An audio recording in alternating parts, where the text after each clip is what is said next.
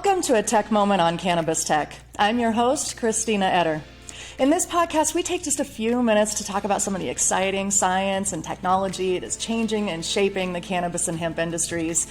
And one of the topics that I talk about on a fairly regular basis are the buzzwords and the marketing schemes that are being used right now in commercial hemp products and some in the cannabis industry as well. And my guest today agrees that, there's a lot of misconceptions out there and flat out deception, really, in the way that products are not only marketed, but how they're being produced.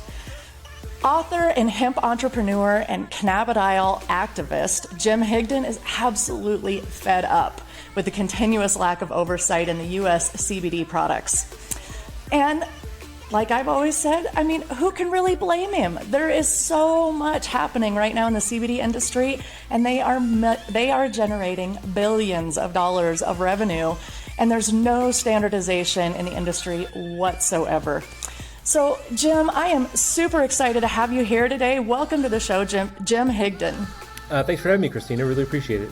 That's a great intro. Thank you. So, like I said, I can't wait to hear your perspectives on this and really dive into this topic of buzzwords and marketing schemes and all this stuff that's really kind of happening right now. But before we really get into the topic of the hour, let's talk about you a little bit. I'd love to hear more about your background and where you're at today and what's kind of prompting you to speak up about some of these things. Sure. So thanks so much for having me.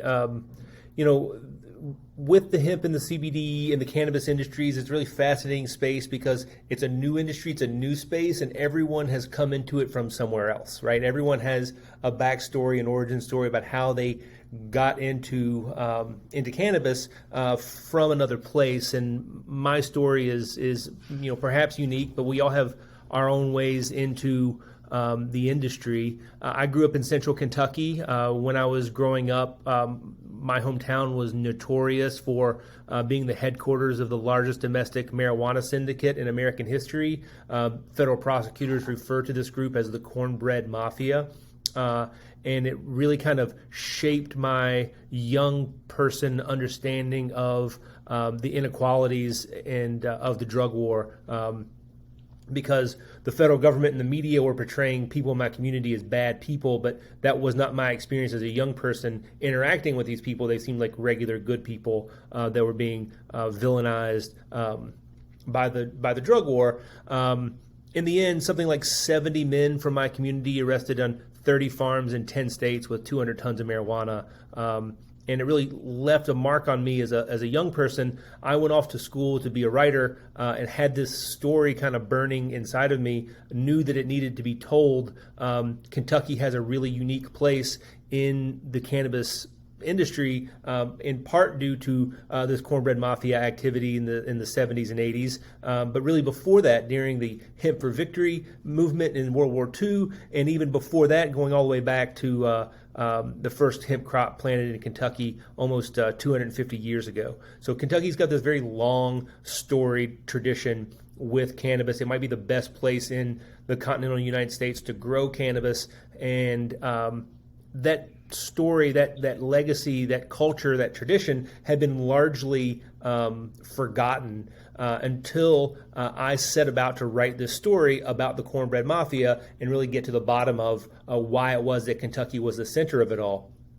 And so I had gone to the Columbia Journalism School and put together a book proposal to write a nonfiction account of the Cornbread Mafia, came home and did just that. The book as a nonfiction book was very successful in hardcover and paperback, and that led me into a journalism career where I covered cannabis policy and politics at a fairly high level for national publications like Politico. And in 2018, while I was covering the passage of the 2018 Farm Bill for Politico, I was in Kentucky reporting in the hemp industry and realized this opportunity to start a company based on my understanding of the Kentucky hemp tradition, because the corporations that were running CBD companies at the time seemed to be, or certainly were, distancing themselves from cannabis, distancing themselves from the history of the plant in Kentucky, were acting like it was something new and something that was separate from THC, separate from cannabis, trying to market it as something safer or different or newer than this thing that had been around and with us forever. And so based on that experience and that understanding that there was this opportunity, I joined forces with my first cousin, Eric Zipperly, who has an MBA and an e-commerce background. So we joined forces at the end of 2018 and decided, hey, we're going to start a company. And by January of 2019, we did just that. We launched Cornbread Hemp. Our first products were going to customers by April. By the end of 2019, we became the first Kentucky company to offer USDA certified organic CBD products. Now we offer 10 different SKUs that are USDA certified organic, ranging from our CBD oils to our organic gummies, organic topicals as well. So we're really leading the charge in sort of top level product formulation at the standard of the USDA organic program. And along the way, we also realized, really sort of at the start, that full spectrum is obviously superior to THC free products, and that was one of the things that drove us to launch this business, because at the time, with a few notable exceptions, the trend was really towards THC-free CBD products that were denying the cannabis plant its rightful place in the hemp industry conversation, and making less effective products as far as the science, so far as it is today, as far as we can tell. Those CBD products with THC, according to the research that I've seen, seem to be more effective. Now, that's not a medical claim for my product line. They're just my understanding of the research. And the other thing is that the only way to get a full spectrum product before we launched Cornbread Hemp was whole plant. And it really shocked us that companies were making their extract using the stems and the leaves in addition to the flowers. We understood that to make a better product, we had to use the flower by itself. And so not only are we a certified organic company that has certified organic products, we also do a flower-only extraction that really elevates our product formulation and elevates the brand. And right now we're on a push to really bring that message out to the world and to let folks know that when looking for full spectrum products, it's also important to look for flower only as a superior alternative to whole plant. Right. And, I love to see companies like yours taking that stance and really kind of putting that correlation between what people consider the legal cannabis industry and the legal hemp industry.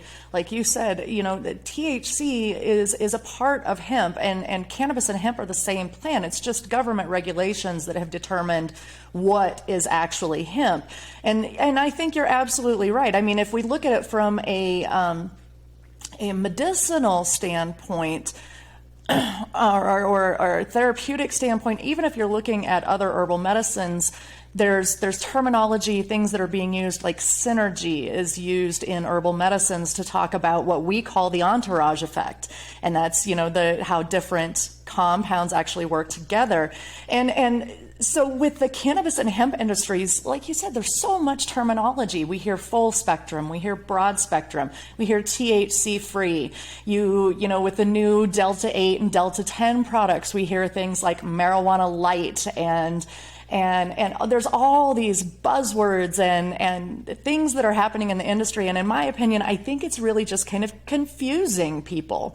And so, you talk about that whole plant versus whole flower, which is where the true value comes from in the hemp and cannabis plant. And the stems and leaves really don't add a lot of anything to that. So I love to see you making that differentiation, I guess, is the point that I'm trying to get to. And it's nice to see some, some distinction, I think, coming into play with the various products and things that are out there.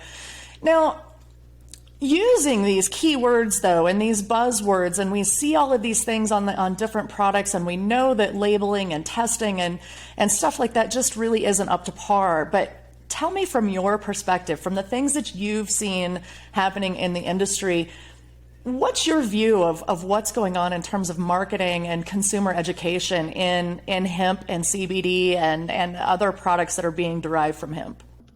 Well, it's difficult to do the first of all, consumers are eager for information and education in this space, and we encounter consumers at every stage of the education pipeline, from first timers asking some very basic questions to real studious consumers who are asking very specific questions about our COAs and what we're testing for and what our product formulations are and what our extraction methods are, what our ingredients are like. So we encounter consumers at every level of educational knowledge, and it's really important to us to reach those customers and talk to them in ways that help them understand what CBD might be able to do for them. And it's very frustrating until FDA comes in with regulations that we have to be so studiously mindful to not tell them anything that could come across as a medical claim without being completely unhelpful. So directing them to help them do their own research is part of that, and talking to them about our product's function, or, as product formulation, without really talking too much about how CBD affects them or could benefit them, has been a real sort of line we've had to learn to ride as we communicate with consumers. As a former journalist, it's very frustrating to not be able to talk to our customers the way we would like to. And so we're hopeful that the FDA will come through with regulations to allow full spectrum hemp extract to be regulated as a dietary supplement, which is what we hope it to be in the future. And many sort of other governing bodies already sort of see it as such, but until the FDA says so, it's difficult to communicate to consumers, which makes all these terminology and like new terms that we're talking about even more confusing, because it makes it more difficult for consumers to get their heads around what all these terms mean. And we're starting to get some third-party regulation on terminology, full spectrum, broad spectrum, THC-free terms, and consumers are starting to get their heads around that. Because we're a full spectrum brand that only offers full spectrum products, consumers are already learning these things, and when they reach out to us to ask questions, that's already sort of a determination they've already made. Like, they want a full spectrum product, they've come to us. If they're looking for something that's not full spectrum, if they're afraid of THC, or if they're culturally opposed to it, or if they've got drug tests hanging over their head at work, they've already kind of determined that perhaps our product is not for them. So let's talk about those processes a little bit now. I love your video, the video that compares the orange juice industry to hemp, and I would love to have you explain that a little bit, and the differences really in what that terminology means, whole plant versus whole flower. And I think that's something that consumers really need to be aware of. Sure. So we were racking our brains a few months ago trying to figure out, like, okay, given the limits that we have on how we can talk to consumers, how do we distinguish our flower-only extraction method against a whole plant method, and not just our problems on the FDA side, but also the problems on the social media side, being able to talk about hemp and cannabis and show hemp and cannabis in a way that's instructive and educational. And as we were kicking around these problems, it occurred to me, orange juice. Orange juice is this great example, and we use it as a metaphor in this video. Everyone understands orange juice. Everyone understands orange juice comes from oranges that you squeeze. It's very simple and straightforward. Unlike hemp and cannabis and CBD products, orange juice has been around forever. You don't make orange juice by cutting down the whole tree and putting the whole tree through a wood chipper. That would be counterproductive. It doesn't even make sense. It's absurd. But yet that's exactly how the CBD industry got itself on legs. That's the method that the CBD industry uses to make CBD products. They take the whole plant and they put it in a chipper, pelletize it, and extract cannabinoids from the pellets. But it also includes a bunch of material from the stalks and leaves and stems that folks aren't looking for. They're not buying stalks. They're trying to buy the cannabinoids that are in the resin and the flowers. That's the valuable part. And so finding this metaphor of orange juice as a way to talk about it really frees us to discuss something that helps people understand it in a way that they can understand it without us running afoul of governing bodies, whether that's terms of service of social media companies or governmental bodies like the FDA. Right. So let's shift gears a little bit then, as we were just sitting here talking about the benefits or not necessarily the benefits, but we've been talking about this from a consumer's perspective per se. But what are the benefits of producing extracts this way for the producer themselves? I mean, I would think obviously just shoving a plant in a chippers might be a little quicker and a little easier, in terms of labor. But I'm assuming that you are getting a much higher quality product in the long run by just picking the flowers.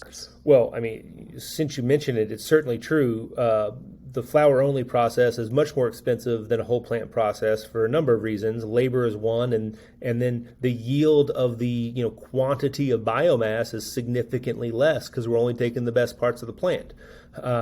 So in both those regards, we're taking a hit on the production side to make a higher quality product that's still price competitive on the shelf. So we're eating that cost difference on the production side ourselves, and that's important to us because this is bringing a premium product to market is difficult. It takes time, and part of that's educating the public. And so by making it, the way we do, like one of the benefits is just the peace of mind of knowing that we're making a higher quality product. And when consumers who aren't knee deep in this process in the industry with questions, that's sort of in the middle to basic range, what's the benefit? What's the difference between your flower only extract and this whole plant? My question to them is always, is there a flavoring on that whole plant oil? Is there peppermint or cinnamon or something that's covering up the bitter flavor that comes with that extract? And the answer is always yes. And it's easy to then be like, we don't do that here.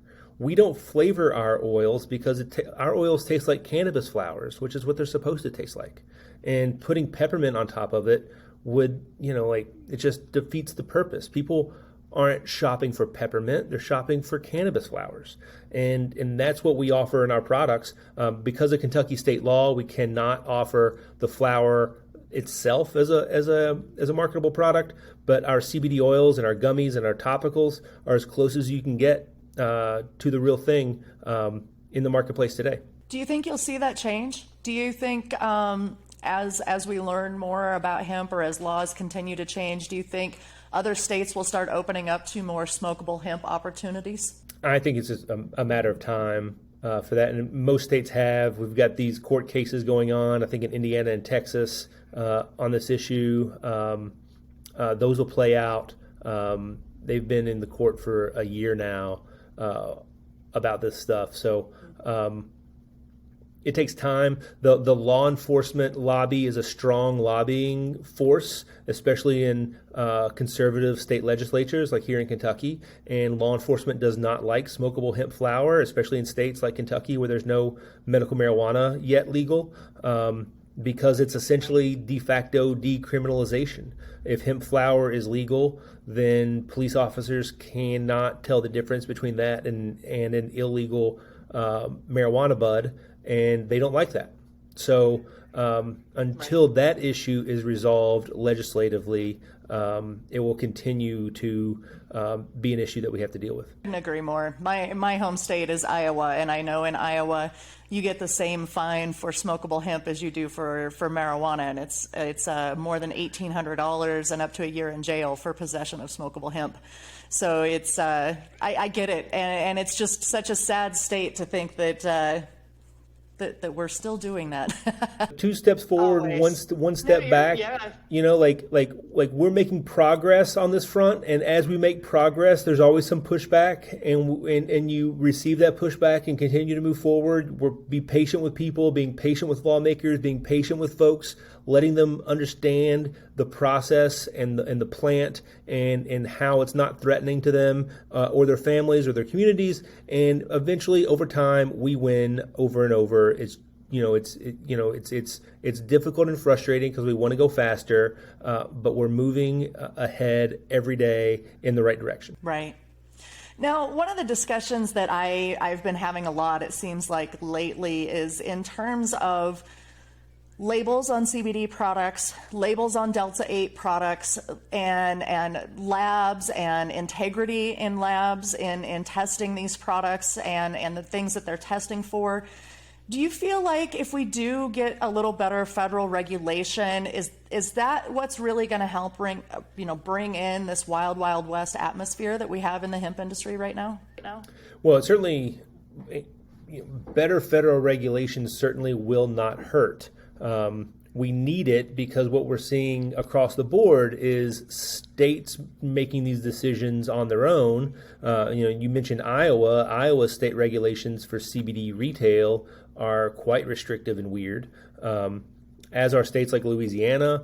Texas has its own rules. And so we're creating this patchwork of rules for CBD retail in all these different states, and everyone's anticipating formulating what they think the FDA might do in the future, but they're all different. And it makes a CBD company like ours puts us in a bind because we can't comply by all those standards at once. Some of them are contradictory. So having federal regulations on when you have a CBD product, it has to be tested for these things. Those tests have to be viewable by a consumer before purchase via QR code or some other means, contact information in a uniform sense on the packaging to the website, that sort of thing. These are all going to be things that happen over time, presumably, but right now they just haven't been. And so some uniformity in package regulation would be a welcome addition to the legality of cannabinoid hemp. We live in a world where cannabinoids are legal, and THC is no longer 100% illegal. It's just 99.7% illegal, and that 0.3 is legal, and it's just a matter of time before that number goes up. I couldn't agree more. And so let's talk about then the new legislation that was just introduced. Obviously, that was kind of a big headline across the industries last week. And I believe that inside the wording of that legislation, there is a pathway for hemp and CBD producers to begin to talk about the benefits of these products. So what's your take on this legislation? Do you think that this actually stands a chance at passage? And how will it actually impact the work that you do? Well, really exciting to see this legislation roll out in the Senate from Senator Booker and Wyden and Schumer. My former journalist self is very sort of engaged and stimulated by it all. I would be all over my Capitol Hill staff network asking questions on this if I weren't if I weren't wearing a new hat now, if I wasn't, like in the game, if I was just on the sidelines like I had been before. So, very interested in the Senate bill. But like anything in D.C., in the Senate, you need 10 Republican votes. And so where do those 10 Republican votes come from in order to move that bill forward? And I don't know where they are. I can think of maybe, a couple, maybe a handful. Like someone generous could count to 5, but I don't know how you count to 10 on the Republican side to not just legalize marijuana, legalize cannabis, but also do it in a social justice, racial equity way, as this bill has been crafted by design and by necessity, because the drug war has clearly most negatively impacted communities of color. So it makes sense to legalize it. We would prioritize helping the communities most impacted negatively by 50 years of drug war. But that makes it more difficult to get those Republicans that we need. So it's really, and then on top of that, let's not forget that even if we find those 10 senators, Republican senators, to help this bill pass, there's no guarantee that President Biden will sign this bill. President Biden remains opposed to it vocally from his press secretary, as I understand it. We got a Democratic president, but he's an old school prohibitionist. So the Senate bill is great, but I would encourage everyone to focus on the next farm bill. The next farm bill is where we can really make the most change, because the farm bill has to pass. The farm bill has to pass. So when in a piece of must-move legislation like the Farm Bill, all these details get worked out in the committees. So the House Agricultural Committee, the Senate Agricultural Committee are the people who will be making the decisions about the next Farm Bill, and the entire prohibition of cannabis is hanging on one line in the Farm Bill regarding the limits of THC in hemp.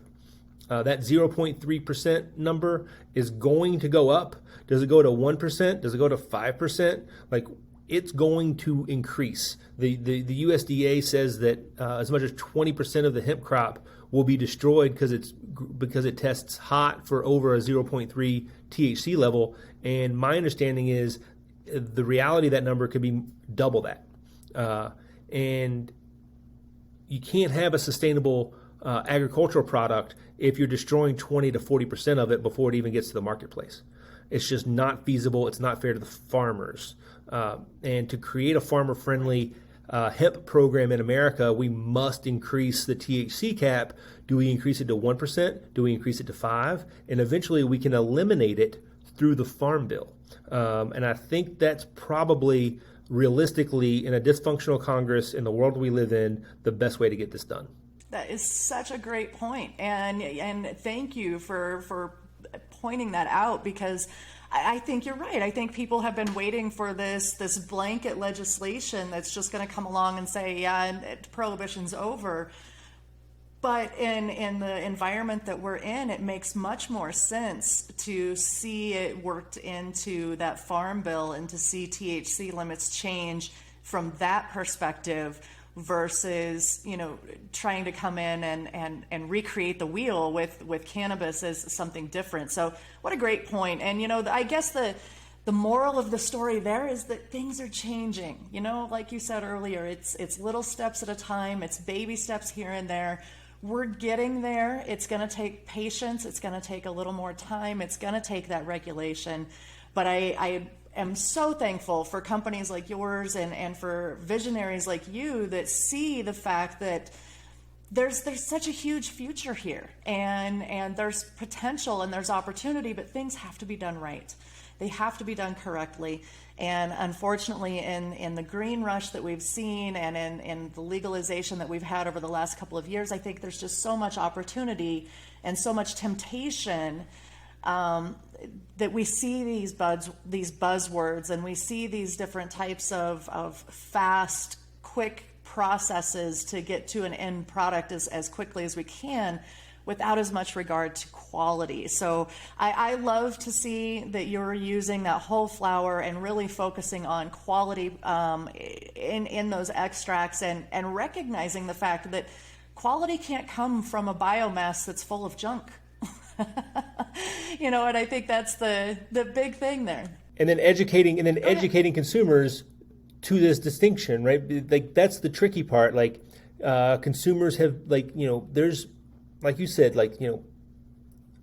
billions of dollars being spent on CBD, and folks don't even realize they're buying an inferior product because it's not been explained to them how and why that product is inferior and what could be better. And that's the point of the flower only video that you've seen, is our first step into the world, reintroducing ourselves. We had a whole plan to do this last year, and everyone got battened down because of COVID, and don't need to share our COVID story. We all have one. But now that we're sort of coming out of that, it's time for us to reintroduce ourselves to the world, and we're doing that with this flower-only video, so folks know when they think about cornbread hemp, they understand that we make a flower-only product, and we're also certified organic, and we're also full spectrum, and if you're looking for those three things, then they found them at Cornbread Hemp. Fantastic.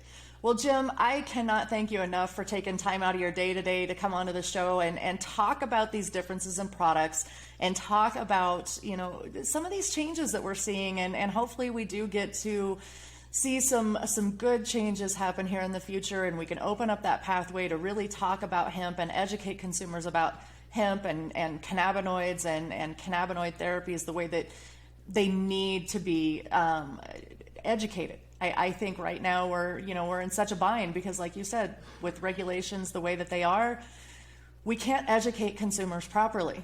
We can't talk about the product properly without having the FDA raise an eyebrow. So we're hoping for that new legislation, but in the meantime, it's videos like yours and more consumer education that's really going to help get the word out. So we appreciate what you're doing. Thanks so much. We are frustrated by the current regulatory landscape, but we are optimistic that that everything will head in the right direction, and that things will be better in the future. We're a genie that cannot be put back in the bottle, and as we work towards crafting higher quality products, and now educating consumers about our higher quality products, it's just a matter of time before we're a staple of the American landscape. Fantastic. Thanks again, Jim, and I hope you have a great rest of your week. Christine, thanks so much. Really appreciate it.